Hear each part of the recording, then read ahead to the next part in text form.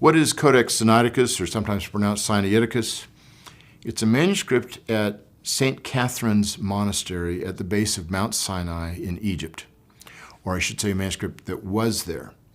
In the 1840s and 1850s, Konstantin Tischendorf, a German scholar par excellence, a brilliant New Testament texture critic, funded by the Russian government, went to Mount Sinai, St. Catherine's Monastery, and in the 1850s, he had a chance to look at their New Testament portion of Sinaiticus.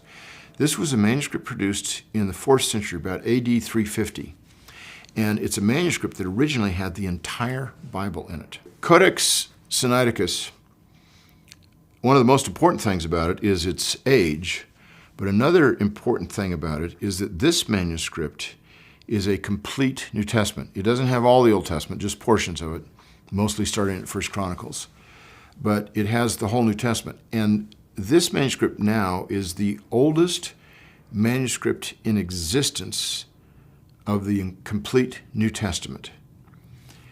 The next oldest is 500 years newer. So Codex Sinaiticus is extraordinarily important in that in about AD 350, we now have a manuscript that is still used today as one of the fundamentally most important manuscripts of the New Testament, and it has the whole text in it. Constantine wrote a note to the monks and said, I want to borrow this book, and I will return it whenever you ask for it. He took it with him back to St. Petersburg. It was photographed, and when he got back to Russia, the Tsar said, you're not giving this back. This is now my codex. And so basically, Russia stole it from St. Catherine's. And it's a really interesting story, but it ended up at the British Library today. That's where it is.